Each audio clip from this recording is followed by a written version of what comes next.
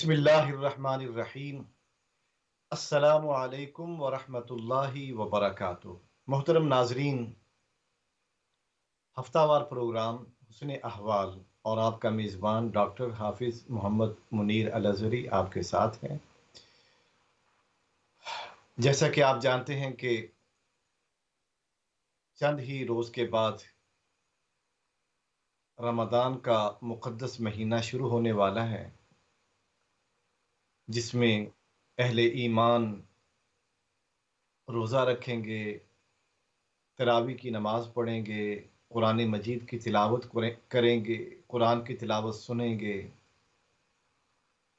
نوافل کی ادائیگی اور دیگر نیکی کے جو کام ممکن ہیں وہ کریں گے۔ آج کا پروگرام قرآن کی روشنی میں استقبال رمضان کے حوالے سے ہے کہ ہم کس طریقے سے رمضان کے مقدس مہینے کا استقبال کریں۔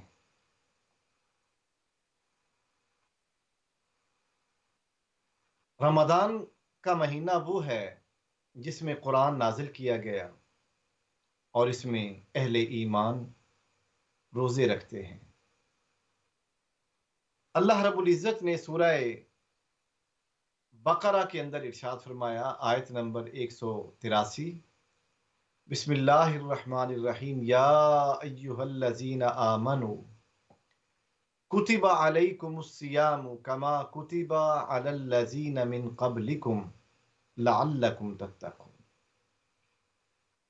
اے ایمان والو، تم پر روزے فرض کیے گئے جیسا کہ تم سے پہلے لوگوں پر، تم سے پہلی ہوئی قوموں پر، امتوں پر روزے فرض کیے گئے۔ اور روزہ کی فرضیت کا مقصد کیا ہے؟ لعلکم تتقون، تاکہ تم پرہیزگار بنو، پرہیزگاری حاصل کرو۔ آیت نمبر 184 کے اندر ارشاد ہے، ایام معدودات، اور یہ جو روزے ہیں یہ گنتی کے چند دن ہیں، یا تو 29 دن کے روزے ہیں یا پھر 30 دن کے روزے ہیں۔ فمن کان منکم مریضا، تم میں سے جو بیمار ہو، اب انسان بیمار بھی ہو سکتا ہے اور صحت بھی اللہ تعالیٰ کی ایک عظیم نعمت ہے۔ فمن کان منکم مریضا، تم میں سے جو بیمار ہو، اولا سفر، یا سفر پر ہو، فعدۃ من ایام اخر، تو وہ سال کے جو باقی ایام ہیں ان میں اتنے ہی روزے رکھ لے جب وہ سفر سے واپس لوٹے، جب اس مریض کو اللہ تعالیٰ صحت عطا فرما دے۔ فمن تطوع خیرا فہو خیر اللہ، اور جو اللہ کی رضا کے لیے کام کرے، اللہ کی خوشنودی حاصل کرنے کے لیے رضاکارانہ کام کرے، یہ اس کے لیے بہتر ہے۔ وَأَن تَصُومُوا خَيْرٌ لَكُمْ، اور اگر تم اس حالت میں بھی روزہ رکھو یہ تمہارے لیے بہتر ہے، ان کنتم تعلمون، اگر تم جانتے ہو۔ اسی طرح آیت نمبر 185 سورہ بقرہ کی یہ 3 آیات، اللہ رب العزت کا ارشاد ہے، شہر رمضان الذی انزل فیہ القرآن، رمضان کا مہینہ وہ ہے کہ جس میں قرآن نازل کیا گیا، ھدی للناس، یہ لوگوں کے لیے ہدایت ہے، وبینات من الہدی والفرقان،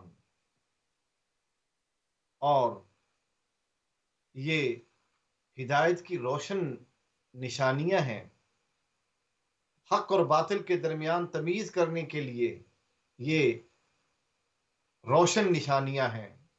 قرآن حق اور باطل کے درمیان تفریق کرتا ہے۔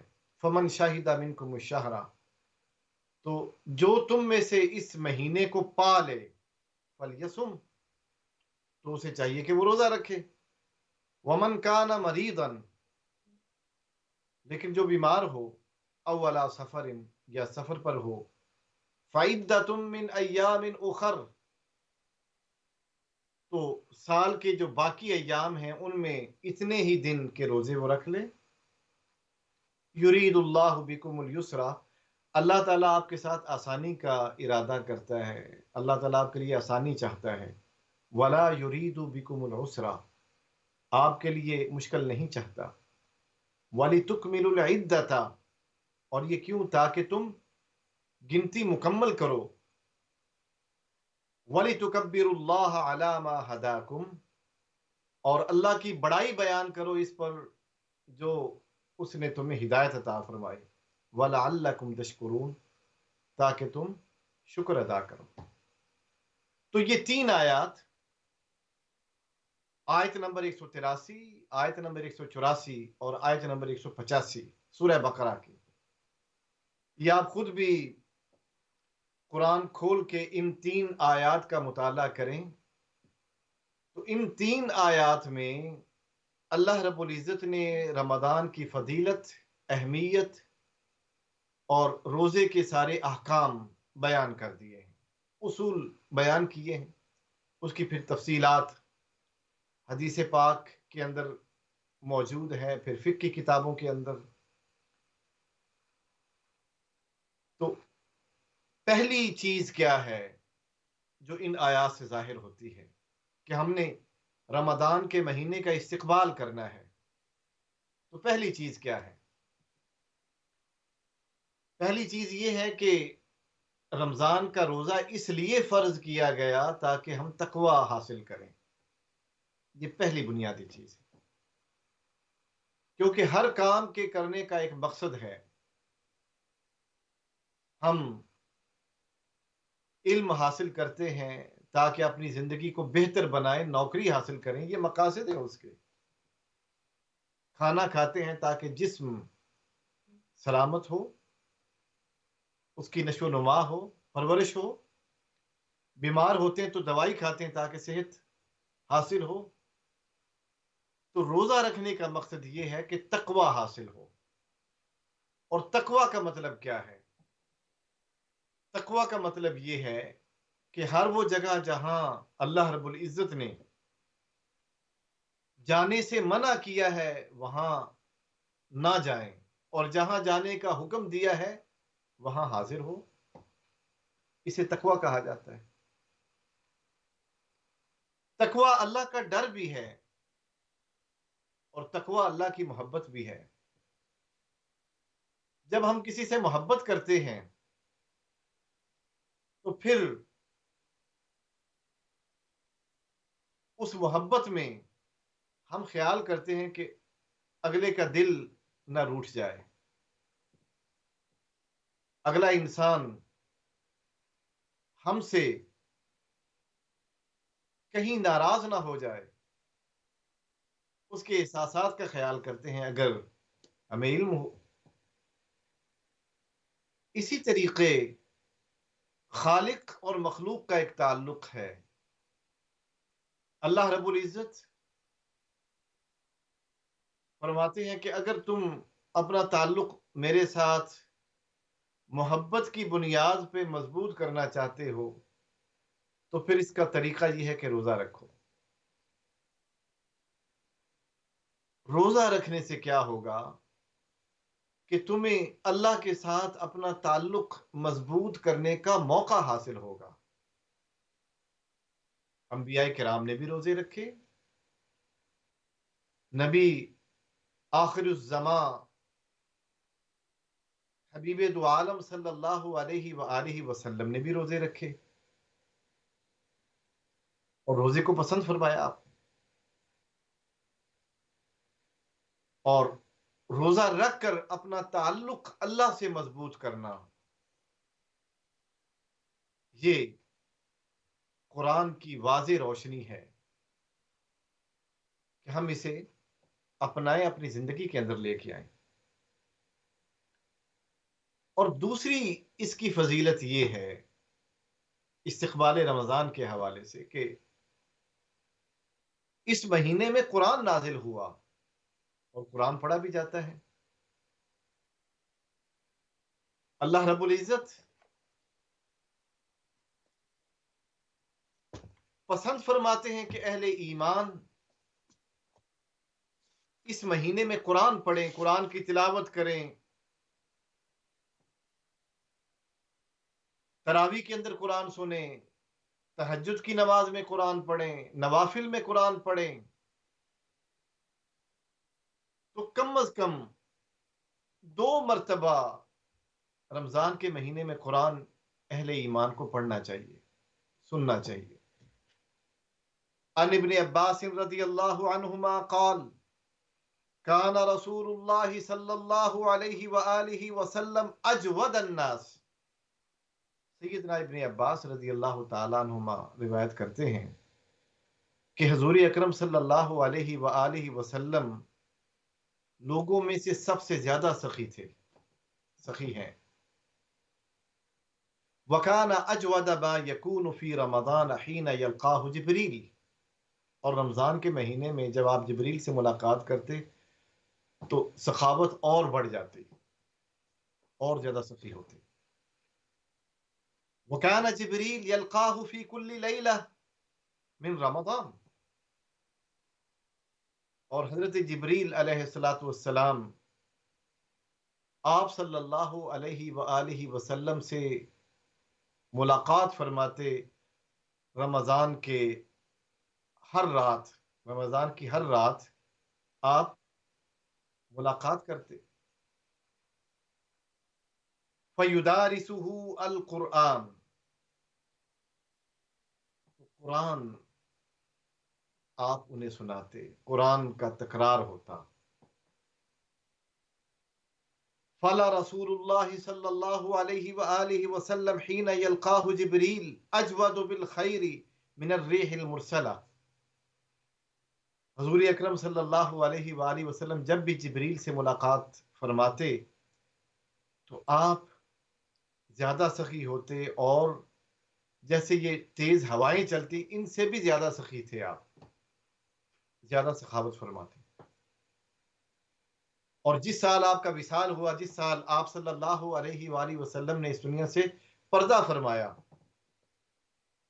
اس سال 2 مرتبہ آپ نے قرآن کا تکرار کیا، قرآن کا دور فرمایا جبریل کے ساتھ۔ تو آخری حدیث احناف کے نزدیک اس پر عمل پیرا ہونا مناسب ہے۔ اگر 1 مرتبہ کوئی شخص قرآن پڑھے رمضان کے مہینے میں بڑی اچھی بات ہے، لیکن زیادہ بہتر یہ ہے کہ 2 دفعہ قرآن کا مطالعہ کرے، قرآن پڑھے۔ اگر قرآن کو سمجھ کر پڑھے، ترجمے کے ساتھ پڑھے تو اور اچھی بات ہے،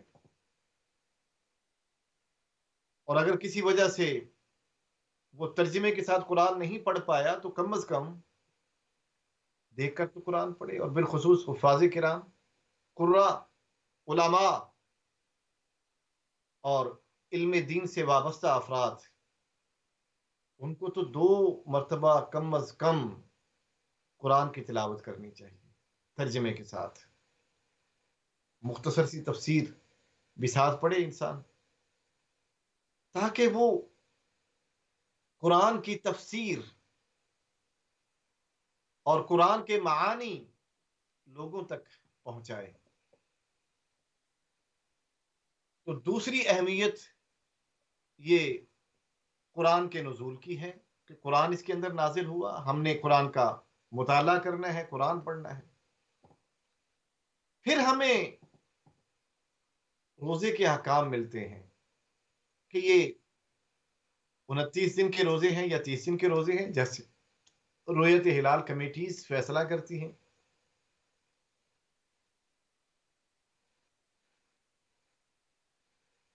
جو شخص صحت مند ہو وہ روزہ رکھے، جو بیمار ہو یا سفر پر ہو وہ روزہ چھوڑ دے، کیونکہ یہ شریعت کی طرف سے آسانی ہے انسان کے لیے۔ رمضان کے بعد جب وہ صحت مند ہو جائے، مریض یا سفر پہ تھا واپس آ گیا، اب وہ روزہ رکھ سکتا ہے۔ بعض لوگ شوگر کے مریض ہوتے ہیں. اب شوگر کے لیول بھی ایک بالکل لو درجے کی شوگر ہے، ایک بوٹم لائن ہے اس سے پہلے، پھر لو لیول کی شوگر ہے، پھر مڈل لیول کی شوگر ہوتی ہے، پھر ہائی لیول کی شوگر ہے. اب جو بوٹم لائن ہے اس میں تو روزہ رکھا جا سکتا ہے، کوئی مسئلہ نہیں. ابھی شوگر ہوئی نہیں لیکن شوگر ہونے کے قریب ہے انسان، یا لو لیول کی شوگر ہے، اس میں بھی روزہ رکھا جائے. لیکن اب جو مڈل لیول کی شوگر ہے یا ہائی لیول کی شوگر ہے اس میں روزہ رکھنا مشکل ہے. اور ہمارے ہاں مسئلہ یہ ہے کہ ہم شوگر کے مریض کو مریض ہی تصور نہیں کرتے. قرآن ہمیں آسانی دیتا ہے، حدیث رسول صلی اللہ علیہ وآلہ وسلم ہمیں آسانی دیتی ہے. اللہ رب العزت کو ہمارے روزوں کی کوئی ضرورت نہیں. اس نے روزی ہماری بہتری کے لیے ہمیں دیے ہیں تاکہ ہم متقی ہوں، پرہیزگار ہوں، ہمیں فائدہ ہو روزوں کا. اس نے روزے ہمیں اس لیے عطا کیے ہیں. لیکن قرآن اور حدیث کی یہ رہنمائی نہیں ہے کہ ایک انسان بیمار ہو اور بیماری کی حالت میں روزہ رکھے. اسلام انسانیت کے بچاؤ کی بات کرتا ہے، بچانے کے لیے آیا ہے. یہ مقاصد شریعت میں سے ہے کہ انسان کی حفاظت کیسے ہو، انسان کو بچایا کیسے جائے. ہمارے ہاں یہ بھی تصور ہے کہ ہر صورت میں روزہ رکھنا ہے. بڑی اچھی بات ہے، یہ ایک بڑی اچھی سوچ ہے. اللہ کے ساتھ محبت کا تقاضا بھی یہی ہے کہ روزہ نہ چھوڑا جائے. لیکن جب اسلام خود کہتا ہے، شریعت خود کہتی ہے کہ اگر آپ بیمار ہیں تو روزہ نہ رکھیں، اگر آپ سفر پر ہیں روزہ نہ رکھیں. جی ہم جہاز میں بیٹھتے ہیں، ہمیں کوئی مسئلہ نہیں، کوئی پریشانی نہیں، ہم کیوں نہ روزہ رکھیں؟ یہ بھی کہا جاتا ہے. اچھا فرض کریں کہ آپ نے یہاں سے پاکستان کا سفر کرنا ہے اور پاکستان 5 گھنٹے آگے ہیں. اب آپ نے سفر شروع کیا یو کے سے صبح روزہ رکھ کر. آپ نے روزہ رکھا اور 5 بجے تقریباً آپ کا سفر شروع ہو گیا صبح کی نماز کے بعد. اور جس وقت آپ نے سفر شروع کیا اس وقت پاکستان میں دن کے 10 بج چکے تھے. 8 گھنٹے کا سفر تھا آپ کا، اور 8 گھنٹے کے سفر کے بعد ڈائریکٹ فلائٹ ہو، مثلا 7.5 گھنٹے 8 گھنٹے، برٹش ایئر لائن یا پی آئی اے، یہ ڈائریکٹ ایئر لائن ہوتی ہے، ڈائریکٹ فلائٹ ہے. آپ پہنچے 7 گھنٹے کے بعد، 8 گھنٹے کے بعد پاکستان. آپ نے روزہ رکھا ہوا ہے. جب آپ وہاں پر پہنچے تو تقریباً 10 کے بعد اگر آپ 8 گھنٹے کریں تو گویا کہ آپ وہاں کے 6 بجے، پاکستان کے 6 بجے شام کے آپ پہنچے وہاں پر، اور 1 گھنٹے کے بعد روزہ افطار ہو گیا. جی بڑی فائدے کی بات ہے. لیکن روزہ جو تھا وہ پورے دن کا تھا، اس میں آپ کو ریلیف مل گیا، لیکن دل میں ایک شک تو رہا کہ میں نے روزہ رکھا اور گھنٹے پورے نہ کیے، 5 گھنٹے کا مجھے ریلیف مل گیا. چلیں ایک اور ہم صورت سمجھنے کی کوشش کرتے کہ یہاں سے ہم امریکہ کا سفر کرتے ہیں، اور امریکہ جو ہے وہ 6 گھنٹے 8 گھنٹے پیچھے ہے، کیلیفورنیا یا ویگاس، اس کی طرف سفر کرتے ہیں، وہ 8 گھنٹے پیچھے ہیں. تو ہم یہاں صبح روزہ رکھ کر 5 بجے یہاں سے چلتے ہیں تو 8 گھنٹے پیچھے چلے جائیں آپ، تو گویا کہ امریکہ میں اس وقت جہاں آپ نے پہنچنا ہے 5 گھنٹے پیچھے ہم تصور کرتے ہیں، تو وہاں پر رات کے تو 10 بجے ہیں ابھی. اب آپ وہاں پر پہنچے، 6 گھنٹے کا سفر تھا، 8 گھنٹے کا سفر تھا، آپ وہاں پر پہنچے تو گویا کہ آپ کو 7-8 گھنٹے زائد گزارنے پڑے روزے کے ساتھ. روزہ جو ہے وہ آج کل 16-17 گھنٹے کا روزہ ہے، اور آپ جو ہے وہ گزار رہے ہیں 24 گھنٹے گزار رہے ہیں روزے کی حالت میں. تو شریعت آپ کو کسی مشکل میں نہیں ڈالنا چاہتی کہ یہ جو وقت کا ڈیفرنس ہوتا ہے سفر کرتے ہوئے، اس کو مد نظر رکھا شریعت نے. اب اللہ رب العزت اپنے بندوں کے ضرورتوں کو بہتر جانتا ہے. اسے پتہ ہے کہ آنے والے اوقات میں جب قرآن نازل ہوا اس وقت تو اتنے لمبے سفر نہیں ہوا کرتے تھے. اب ایئر لائنز آ گئی، سفر لمبے ہونے شروع ہو گئے، وقت کا ڈفرینس آ گیا، فرق پڑا. اللہ رب العزت نے انسان کی اس ضرورت کو پیش نظر رکھا جو کئی صدیوں بعد پیش آنی تھی، کہ جب تم سفر کی حالت میں ہو، اگر آپ ادھر سفر کرتے ہیں پاکستان کی جانب تو 5 گھنٹے کا ریلیف ملتا ہے. اگر آپ امریکہ کی جانب سفر کرتے ہیں یا کینیڈا کی جانب 8-10 گھنٹے اور لمبا روزہ رکھنا پڑتا ہے. تو اللہ رب العزت نے فرمایا جب تم سفر کی حالت میں ہو تو اس کنفیوژن سے بچو.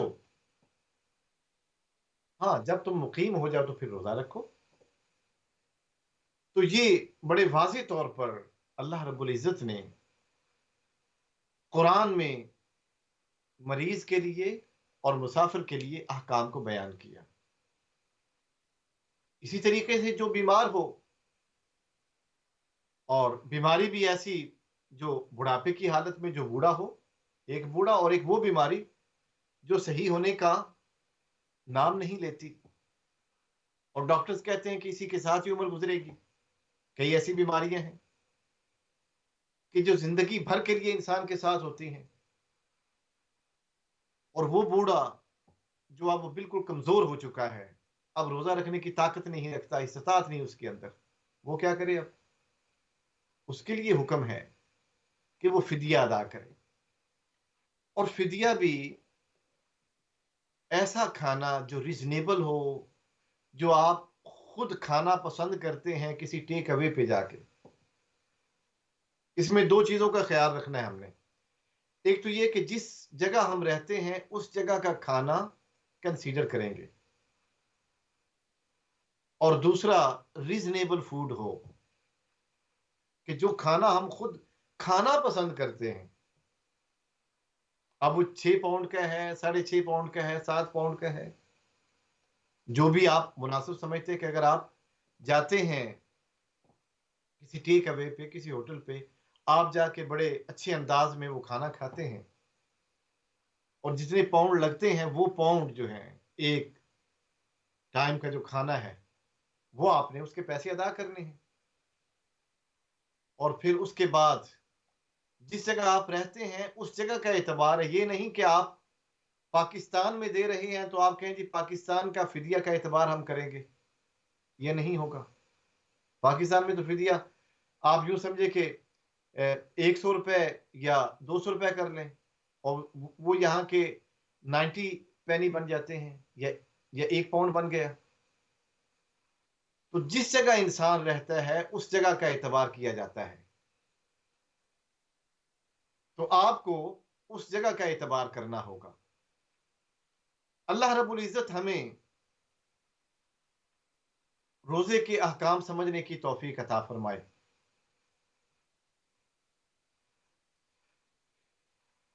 یہاں ایک مختصر سی بریک کا وقت بھی اب ہوا چاہتا ہے.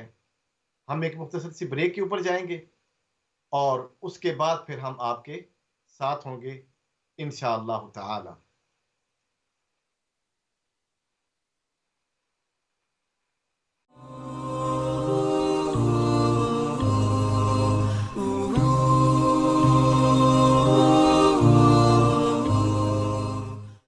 ویلکم بیک محترم ناظرین. بریک پر جانے سے پہلے ہم استقبال رمضان کے حوالے سے بات کر رہے تھے. پروگرام کا دوسرا حصہ ہے، اور آپ کے سوالات سکرین پر دیے گئے نمبر کو ڈائل کر کے آپ اپنے سوالات پوچھ سکتے ہیں رمضان کے حوالے سے اور روزے کے حوالے سے، اس کے احکام کے حوالے سے۔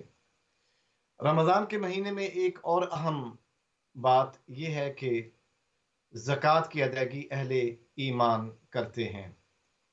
تو اہل ایمان نے یہ طے کیا ہوتا ہے کہ ہم نے رمضان کے مہینے میں زکوٰۃ ادا کرنی ہے، اپنی زکوٰۃ کی کیلکولیشن شروع کر دیتے ہیں جیسے ہی رمضان کا مہینہ قریب ہوتا ہے۔ اب ایک ہفتہ رہ گیا ہے، تو انشاءاللہ چند دن کے بعد ہم رمضان کے مقدس مہینے کے اندر داخل ہوں گے، تو اپنی زکوٰۃ کی ادائیگی کو بھی آپ حتمی شکل دیں، ہم حتمی شکل دیں، اور جو اس کے مستحقین ہیں اس تک ہم یہ زکوٰۃ بھی پہنچائیں۔ اگلے ہفتے انشاءاللہ زکوٰۃ کے حوالے سے بھی ایک مستقل ہم پروگرام کریں گے تاکہ جو ہمارے ناظرین ہیں ان کو اس کی مکمل تفصیلات حاصل ہوں۔ اس کے علاوہ جو رمضان کا مہینہ ہے اس کی جو فضیلت حدیث کے اندر بیان کی گئی ہے، روزہ رکھنے والے کی فضیلت کیا ہے؟ پہلی بات تو یہ ہے کہ روزہ رکھ کر انسان کو اپنی زبان کے اوپر بھی کنٹرول کرنا چاہیے، اس سے کسی کا دل نہ دکھائے اور اپنے روزے کی حفاظت کرے۔ ہم پروگرام کو آگے بڑھاتے ہیں، ابھی ایک کالر ہے ہمارے ساتھ، دیکھتے ہیں وہ ہم سے کیا پوچھتے ہیں۔ السلام علیکم۔ وعلیکم السلام مولانا صاحب، کیا حال ہے آپ کا؟ ٹھیک ہے جی اللہ کا کرم، اس کا احسان، آپ خیریت سے ہیں؟ زکوٰۃ کے بارے میں پوچھنا تھا، جو ہم لوگ کمیٹیاں ڈالتے ہیں وہ مہینے کے 5,000 یا 10,000 دیتے ہیں، تو وہ کمیٹی ابھی لی ہی نہیں ہے، تو سال گزر گیا ہے، تو اس جی کے جی اوپر زکوٰۃ ہوگی کہ نہیں ہوگی؟ جی، میری بہن نے کمیٹی کے متعلق سوال پوچھا، تو کمیٹی کے اوپر بھی زکوٰۃ ہوتی ہے کیونکہ یہ آپ کا پیسہ ہے اور یہ پیسہ کسی کے لیے آپ نے وقف نہیں کیا، یہ آپ نے کسی کو ہدیہ نہیں دیا، یہ آپ کا اپنا پیسہ ہے۔ آپ اس پیسے کو کسی وقت بھی واپس لینا چاہیں لے سکتی ہیں، اور یہ کمیٹی جو ہے یہ آپ کا پیسہ ہے، آپ کی دولت ہے، آپ نے اس کو استعمال کرنا ہے۔ تو آپ جو ہے وہ اس کے اوپر زکوٰۃ ادا کریں گی۔ کمیٹی کے اوپر زکوٰۃ ادا کرنا یہ ضروری ہے، اس کا آپ حساب کتاب کر کے 2.5% کے اعتبار سے اس کی زکوٰۃ ادا کی جائے گی انشاءاللہ تعالی۔ جی، ہم بات کر رہے تھے روزے کی فضیلت کے بارے میں کہ روزہ اس کے اندر اپنی زبان پر کنٹرول رکھنا چاہیے، اور اس کے ساتھ ساتھ انسان کو آنکھوں کے اوپر بھی کنٹرول ہو، ہاتھوں کے اوپر بھی کنٹرول ہو، کانوں کے اوپر بھی، زبان سے ایسی بات کہے جو سب کے لیے بہتر ہو، اور کانوں سے ایسی بات کہے، ایسی بات سنے جس کا سننا اس کے لیے فائدہ مند ہو، اس کے دین کے حوالے سے، اس کے اخلاق کے حوالے سے۔ اسی طرح ہاتھوں سے وہ کام کریں جو حلال ہیں، اور وہ آنکھوں کا استعمال اس انداز میں کرے کہ اس سے قرآن کی تلاوت کرے، اچھی کتابوں کا مطالعہ کرے، بری جگہوں کو مت دیکھے۔ تو یہ روزہ ہے، کان کا روزہ، آنکھ کا روزہ، منہ کا روزہ، ہاتھ کا روزہ۔ پھر دل کا روزہ ہے کہ دل میں برے خیالات کو جگہ نہ دے، برے خیالات کو نہ آنے دے، بلکہ دل میں اچھے خیالات کو جگہ دے، حسد نہ کرے، بغض نہ کرے، کینہ نہ کرے۔ اگر کسی سے اسے پرخاش ہے، کسی سے کوئی دکھ ہے، کوئی تکلیف ہے، خاموش ہو جائے، خاموش ہو جائے، کیونکہ خاموشی جو ہے یہ زیادہ بہتر ہے۔ عن ابی ہریرہ رضی اللہ عنہ قال قال رسول اللہ صلی اللہ علیہ وآلہ وسلم،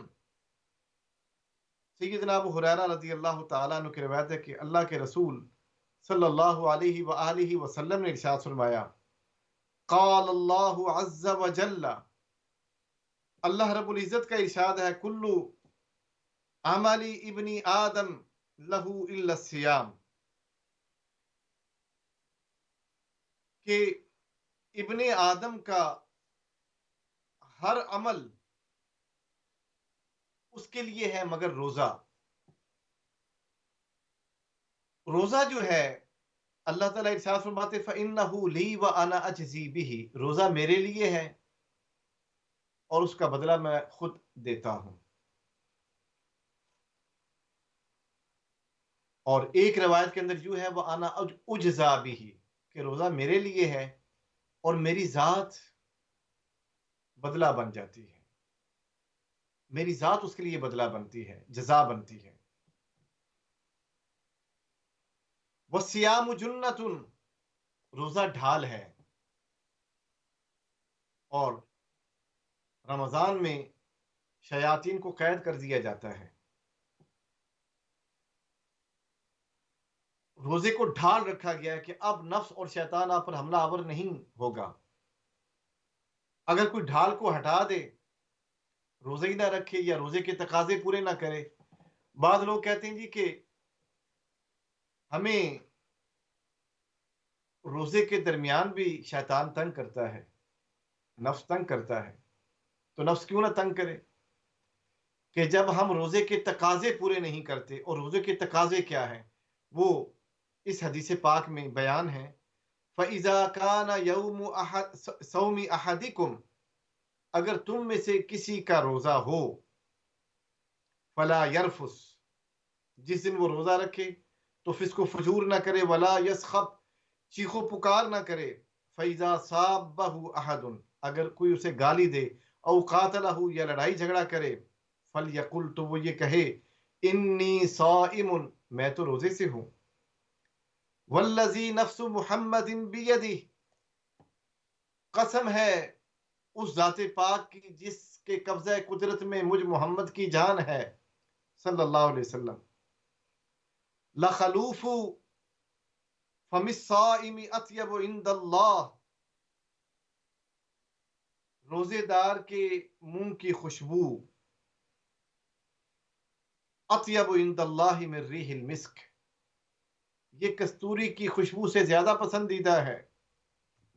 للصائم فرحتان، روزے دار کے لیے دو قسم کی خوشبو ہے، اذا افطر فرح بفطرہ، جب وہ افطار کرتا ہے، پہلی اسے کیا ملتی ہے، پہلی خوشی اسے کیا ملتی ہے؟ پہلی خوشی اسے اس صورت میں ملتی ہے کہ اس نے افطار کیا، افطار کے وقت اسے خوشی حاصل ہوتی ہے، اور دوسری خوشی وَإِذَا لَقِيَ رَبَّهُ فَرِحَ بِصَوْمِهِ، جب وہ اپنے رب سے ملاقات کرے گا تو پھر اس وقت وہ اپنے روزے کے اوپر خوش ہوگا، یہ اسے دوسری خوشی حاصل ہوتی ہے۔ گویا کہ اللہ رب العزت نے روزے دار کے لیے دو خوشیاں رکھی ہیں، ایک خوشی اس دنیا میں ہے اور ایک خوشی قیامت کے دن اسے ملے گی۔ اسی طریقے سے ایک اور حدیث پاک ہے، عن سہل بن سعد رضی اللہ عنہ عن النبی صلی اللہ علیہ وآلہ وسلم، حضرت سہل بن سعد رضی اللہ تعالی عنہ کی روایت ہے کہ آقا دو عالم صلی اللہ علیہ وآلہ وسلم نے ارشاد فرمایا ان فی الجنت بابا یقال له الریان، جنت میں ایک دروازہ ہے جسے ریان کہا جاتا ہے، یدخل منہ الصائمون،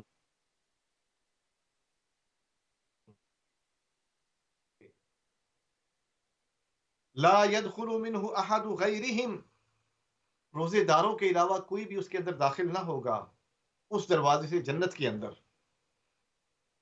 یقال این الصائمون، جب قیامت کا دن ہوگا اور روزے دار اللہ کی بارگاہ میں حاضر ہوں گے تو ارشاد ہوگا این الصائمون، کہاں ہیں روزے دار؟ فیقومون، وہ کھڑے ہو جائیں گے، لا يدخل منہ احد غیرہم، ان روزے داروں کے علاوہ کوئی بھی اس دروازے کے اندر داخل نہ ہوگا۔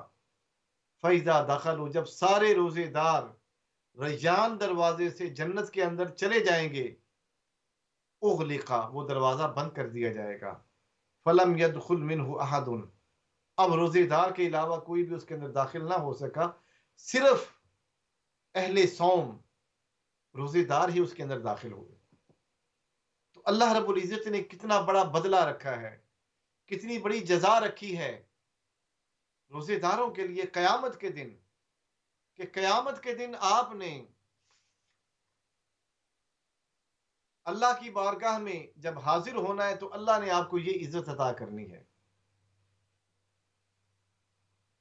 ایک اور حدیث پاک حضرت ابو سعید خدری رضی اللہ تعالی عنہ روایت کرتے ہیں، قال قال رسول اللہ صلی اللہ علیہ وآلہ وسلم، کہ اللہ کے رسول صلی اللہ علیہ وآلہ وسلم نے ارشاد فرمایا، ما من عبد یصوم یوما فی سبیل اللہ، کہ جو اللہ کا بندہ اللہ کی رضا کے لیے روزہ رکھتا ہے، الا باعد اللہ بذلک اليوم وجہہ عن النار 70 خریفہ، اللہ تعالی اس کے چہرے کو آگ سے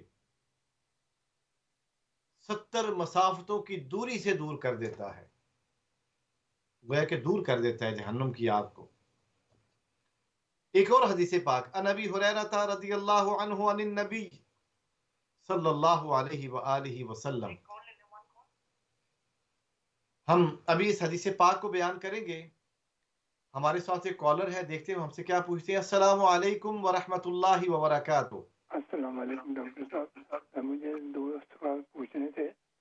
ایک تو یہ ہے کہ جو بیماری کی وجہ سے روزے نہیں رکھ سکتے تو اس کا فدیہ جو ہے وہ رمضان شروع ہونے سے پہلے یا رمضان کے بیچ میں ادا کر سکتے ہیں، یا رمضان ختم ہونے کے بعد ہی اس کا فدیہ ہوگا؟ کیونکہ جی کوئی ایسی صورت نہیں ہے کہ دوبارہ ریکوری ہو جائے گی جی ہارٹ پیشنٹ کی۔ جی اور دوسرا سوال یہ ہے کہ ہم لوگ جو قرآن شریف پڑھتے ہیں تو اس کے لیے ہے کہ کوئی وضو کر کے اس کو ہاتھ لگائیں، تو اس میں یہ ہوتا ہے کہ اب جو کافر لوگ ہیں، جو نان مسلم ہیں، وہ لوگ جو قرآن شریف کو پڑھتے ہیں اور اس کے اوپر غور کرتے ہیں تو وہ بہت کچھ اس میں سے حاصل علم کر لیتے ہیں، جبکہ ہم لوگ مسلمان اس کو اتنی عزت اور تعظیم دیتے ہیں کہ اس کو ہاتھ ہی نہیں لگاتے اور اس کو سمجھتے اور پڑھتے ہی نہیں ہے۔ کیونکہ جی ہمارے محترم دوست نے دو سوال پوچھے ہیں۔ پہلا سوال یہ ہے کہ ایسی بیماری جس کی ریکوری کی صورت نہ ہو تو اس کا فدیہ کب ادا کیا جائے گا؟ اس کا فدیہ آپ رمضان سے پہلے بھی دے سکتے ہیں، چونکہ اب ڈاکٹر کی ایڈوائس آ چکی ہے کہ ریکوری کی صورت نہیں ہے اور اسی بیماری کے ساتھ اب زندگی گزرنی ہے، تو اب ڈاکٹر کی ایڈوائس کے اوپر اور جو سابقہ تجربات ہیں وہ بھی یہ ظاہر کرتے ہیں کہ اب اس حالت میں روزہ رکھنا جو ہے وہ صحت کے لیے مناسب نہیں ہے، تو اب اس صورت میں آپ رمضان سے پہلے بھی دے سکتے ہیں، رمضان کے درمیان بھی فدیہ دے سکتے ہیں، رمضان کے بعد بھی دے سکتے ہیں، جب آپ کو سہولت ہو آپ یہ فدیہ ادا کر سکتے ہیں۔ بہتر ہے کہ آپ رمضان سے پہلے دے دیں تاکہ وہ غریب جو روزہ رکھ سکتے ہیں اور ان کے پاس پیسے موجود نہیں ہیں، آپ کے فدیے کے دیے ہوئے پیسوں کو وہ استعمال کرتے ہوئے روزہ رکھ لیں، تو یہ کتنا بڑا ثواب ہوگا کہ آپ کے دیے ہوئے پیسے جو ہے وہ ان غرباء کے کام آ جائیں گے جو روزہ رکھنا چاہتے ہیں لیکن سحری کے لیے پیسے نہیں، ان کے پاس افطاری کے لیے پیسے نہیں ہیں۔ اس میں یہ بھی ایک مقصد پوشیدہ ہے کہ آپ رمضان سے پہلے اپنا فدیہ ادا کر دیں گے تو ان غرباء یتیموں اور مسکینوں کا فائدہ ہوگا کہ جو اس رمضان کے مہینے کی برکتوں کو سمیٹنا چاہتے ہیں لیکن وہ طاقت نہیں رکھتے۔ تو اللہ رب العزت آپ پر اپنا خصوصی فضل و کرم فرمائے۔ اور دوسرا سوال یہ ہے کہ قرآن مجید کو چھونے کے حوالے سے اہل اسلام کے لیے، مسلمان کے لیے ضروری ہے کہ وہ قرآن مجید کو جب چھونا چاہے تو وہ باوضو پاکیزگی کی حالت میں چھوئے۔ اللہ رب العزت کا ارشاد ہے لا یمسہ الا المطہرون، قرآن مجید کو صرف پاکیزہ لوگ ہی چھوتے ہیں۔ اب اس میں یہ ہے کہ قرآن مجید کے اندر غور و فکر کرنے کے حوالے سے جو آپ نے بات کی ہے یا جس طرف اشارہ کیا ہے وہ یہ کہ بسا اوقات ایک ایسی حالت ہوتی ہے کہ وضو نہیں انسان اس وقت کر پا رہا، کوئی ایسے مسائل میں الجھا ہوا ہے، اب اسے کوئی مسئلہ دیکھنا ہے، کوئی آیت دیکھنی ہے، تو پھر ہاتھ میں جو ہے وہ کوئی رومال رکھ لے اور اس کے ذریعے سے چھو لے قرآن کو، اور وہ آیات نکال کے پڑھ لے اور ان کو سمجھ لے۔ جو حفاظ کرام ہیں وہ تو ذہن میں ہی اپنی منزل کو دہراتے رہتے ہیں، آیات کو دہراتے ہیں۔ اسی طریقے آج کل موبائل کے اندر جو ہے جو دیگر ایکسٹرا جو صورتیں ہیں ہم ان کو بھی ڈسکس کر لیتے ہیں کہ مثلا لیپ ٹاپ ہے، لیپ ٹاپ میں جو قرآن مجید ہے اب وہ آپ اس کو پکڑ نہیں رہے، وہ سکرین پہ قرآن آ رہا ہے، اب کسی وجہ سے آپ کا وضو ابھی نہیں ہے، آپ بیٹھے ہوئے پڑھ رہے تھے، وضو ٹوٹ گیا، اور یا یہ ہے کہ آپ کسی سفر میں ہیں یا کسی ایسی جگہ پر ہے جہاں پر وضو کرنے کی ممکنہ بہتر صورت آپ کو میسر نہیں ہے کہ آپ جو ہے وہ جا رہے تھے سروسز کے اوپر رکے، اب وہاں پر وضو کی بہتر سہولت نہیں ہے، کئی ایسی جگہوں پہ ہوتی ہے، کسی جگہ پہ نہیں ہوتی، یا آدمی جو ہے وہ اپنے گھر میں کمفرٹیبل ہوتا ہے۔ تو اب یہ جو موبائل ہے یا ٹیبلٹ ہے یا دیگر ایڈوائسز ہیں تو یہ انسانی ذہن کی طرح ایک سافٹ ویئر ہے، جس طرح انسانی ذہن کا ایک سافٹ ویئر ہوتا ہے کہ حافظ جو ہے وہ پڑھتا رہتا ہے، اور اسی طریقے جب آپ سکرین کے اوپر دیکھتے ہیں تو اس وقت اگر آپ کسی وجہ سے باوضو نہیں بھی ہیں تو آپ سکرین کو دیکھ کر جو ہے وہ قرآن پڑھ سکتے ہیں، اس میں غور و فکر کر سکتے ہیں۔ تو یہ اس زمانے کی جو ایجادات ہیں اس نے کافی ساری آسانیاں بھی دی ہیں ہمیں، اگر ہم ان ایجادات کو پازیٹیو پہلو کے ساتھ استعمال کریں تو وہ ہمارے لیے زیادہ بہتر ہے۔ تو اس میں یہ لیپ ٹاپ ہے، کمپیوٹر ہے، موبائل ہے، آئی فون ہے اور ٹیبلٹ ہے، دیگر ڈیوائسز ہیں، تو ان کے اندر جو ہے وہ کتابیں موجود ہیں، قرآن موجود ہیں، اس کے تراجم موجود ہیں۔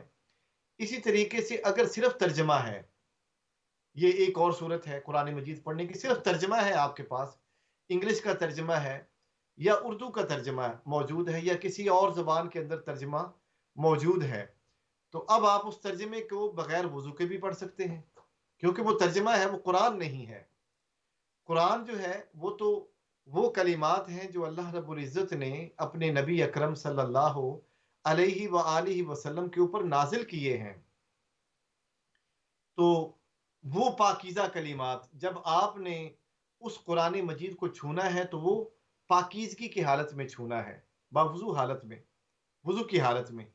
لیکن اب جو ترجمہ ہے تو قرآن مجید کا جو ترجمہ ہے وہ قرآن مجید کے الفاظ کے معانی کا ترجمہ ہے، یہ یاد رکھیں۔ یہ جو ان الفاظ کے اندر معانی جو واضح ہو رہے ہیں، کوئی بھی مترجم ترجمہ کرتے ہوئے یہ نہیں کہتا کہ میں نے قرآن مجید کا کما حق حق ادا کر دیا ہے، وہ اس کی سمجھ میں جو معانی آتے ہیں وہ ان کو بیان کرتا ہے۔ اگر غور و فکر ہی کرنا مقصود ہے تو پھر تراجم کو صرف سامنے رکھا جائے، ایسے ترجمے مل جاتے ہیں، کتاب کی صورت میں بھی اردو کا ترجمہ یا انگلش کا ترجمہ پیپر بیک کی صورت میں، آپ وہ کسی وجہ سے وضو نہیں کر پائے یا نہیں ہو رہا تو پھر آپ ترجمہ پڑھ کے قرآن کے اندر جو ہے ان کے معنی کے اندر، آیات کے اندر غور و فکر کر سکتے ہیں۔ تو اس زمانے کی ایجادات نے ہمارے لیے آسانیاں بھی پیدا کی ہیں، اور ان آسانیوں کو سامنے رکھتے ہوئے ہم قرآن مجید کے اندر غور و فکر کریں، قرآن مجید کے حسن کو پہچانیں، اور کیا خوبصورت آیت اللہ رب العزت نے ہمارے لیے رکھی سورہ قمر کے اندر، ارشاد ہوا وَلَقَدْ يَسَّرْنَا الْقُرْآنَ لِلذِّكْرِ فَهَلْ مِن مُدَّكِرٍ، کہ ہم نے قرآن کو آسان کر دیا ہے سمجھ کے لیے، فہل میں مدکر، اب کوئی ہے سمجھنے والا؟ ہم نے تو آسان کر دیا ہے سمجھنے کے لیے، اب آئے کوئی سمجھے آ کر۔ تو آپ کا جذبہ بڑا قابل برکت ہے، اور بڑا یہ حوصلہ افزائی میں اس کی کرتا ہوں کہ اس عمر میں آپ جو ہے قرآن مجید کی سمجھ کا شوق رکھتے ہیں۔ اللہ رب العزت آپ کو قرآن کی مزید سمجھ عطا فرمائے۔ جو ہمارے ناظرین اس وقت پروگرام دیکھ رہے ہیں، اللہ رب العزت انہیں بھی قرآن کا فہم عطا فرمائے، قرآن کی سمجھ عطا فرمائے، مجھے بھی، اور ہمیں قرآن پر عمل پیرا ہونے کی توفیق عطا فرمائے۔ بالخصوص یہ رمضان کا مہینہ جو ہے یہ قرآن کا مہینہ ہے، اور اس میں جس قدر زیادہ قرآن ہم پڑھ سکیں پڑھیں تاکہ قرآن کی سمجھ حاصل ہو۔ ایک اور حدیث پاک حضرت ابو ہریرہ رضی اللہ تعالی عنہ کی روایت ہے کہ ان ابی ہریرہ رضی اللہ تعالی عنہ عن النبی صلی اللہ علیہ وآلہ وسلم قال من صام رمضان ایمانا و احتسابا۔ سیدنا ابو ہریرہ رضی اللہ تعالیٰ عنہ کی روایت ہے کہ آقا دو عالم صلی اللہ علیہ وآلہ وسلم نے ارشاد فرمایا، من صام رمضان ایمانا، جس نے رمضان ایمان کی حالت میں گزارا روزہ رکھتے ہوئے، وہ احتسابا، اور اپنی ذات کا احتساب کرتے ہوئے، غفر لہ ما تقدم من ذنبہ، تو اس کے جو سابقہ گناہ ہے وہ سارے کے سارے معاف کر دیے گئے۔ اس سے مراد صغیرہ گناہ ہے، کبیرہ گناہ نہیں ہے۔ جو صغیرہ گناہ اس سے سرزد ہوئے وہ معاف ہو جاتے ہیں۔ کبیرہ گناہ جو ہے وہ جب تک، مثلا کبیرہ گناہوں میں یہ بھی ہے کہ کسی کا حق مارا جائے تو یہ کبیرہ گناہ ہے، اور اسی طریقے انسان ماں باپ کی نافرمانی کرے یہ بھی کبیرہ گناہ ہے، ظلم کرے یہ بھی کبیرہ گناہ ہے، قتل کرے یہ بھی کبیرہ گناہ ہے۔ تو جب تک اس کا بدلہ نہ ہو، ماں باپ معاف نہ کرے، خود کبیرہ گناہ معاف نہیں ہوتا۔ کسی کا مال ہم نے ظلمن لے لیا، جب تک وہ مال واپس نہ کریں تو وہ کبیرہ گناہ ختم نہ ہوگا، اور اس میں حقوق العباد بالخصوص ہیں، تو باقی گناہ معاف کر دیے جاتے ہیں جو صغیرہ گناہ ہے۔ ایک اور حدیث پاک رمضان کے روزوں کے حوالے سے ان ابی ہریرہ رضی اللہ عنہ عن النبی صلی اللہ علیہ وآلہ وسلم، سیدنا ابو ہریرہ رضی اللہ تعالیٰ عنہ کی روایت ہے کہ آقا دو عالم صلی اللہ علیہ وآلہ وسلم نے ارشاد فرمایا، اذا جاء رمضان، جب رمضان کا مہینہ آتا ہے، فتحت ابواب الجنہ، تو جنت کے دروازے کھول دیے جاتے ہیں، وغلقت ابواب النار، اور جہنم کے دروازے بند کر دیے جاتے ہیں۔ تو رمضان کے مہینے میں جنت کے دروازے کھول دیے گئے اور جہنم کے دروازے بند کر دیے گئے۔ اب گویا کہ ایک ہی چوائس ہے ہمارے پاس، اور وہ چوائس کیا ہے کہ ہم نے جنت میں داخل ہونا ہے۔ دیکھیں، اب جب گھر کے دو دروازے ہوں اور ایک دروازہ لان میں کھلتا ہو اور ایک دروازہ سٹریٹ میں کھلتا ہو، اور ایک دروازہ پکا بند کر دیا جائے لان کا اور کہا جائے کہ صرف ایک دروازے سے آپ نکل سکتے ہیں، وہ دروازہ سٹریٹ والا ہے، گلی والا ہے، تو پھر انسان اسی دروازے سے باہر نکلے گا۔ تو رمضان میں ہمارے پاس صرف ایک ہی چوائس ہے، اور وہ چوائس ہے جنت کی، بس، کہ ہر صورت میں جنت کے اندر جانا ہے۔ اور اس کے باوجود بھی انسان اگر جنت میں داخل نہ ہو تو کتنی بد نصیبی ہوگی، کتنی ہرما نصیبی ہوگی کہ ایک بھرپور موقع ملا، ایک ہی آپشن تھا ہمارے پاس، وہ جنت میں داخلے کا، کوئی دوسرا آپشن نہیں۔ ہم نے اس آپشن کو بھی استعمال نہ کیا، اور ہم اس گھر کے اندر مقید ہو کے بیٹھے رہے، اپنی زندگی کے اندر مقید ہو کے بیٹھے رہے، نفس کی غلامی کے اندر بیٹھے رہے۔ اللہ رب العزت ہمیں رمضان کی برکتیں عطا فرمائے۔ اسی کے ساتھ اجازت دیجیے، السلام علیکم ورحمۃ اللہ وبرکاتہ۔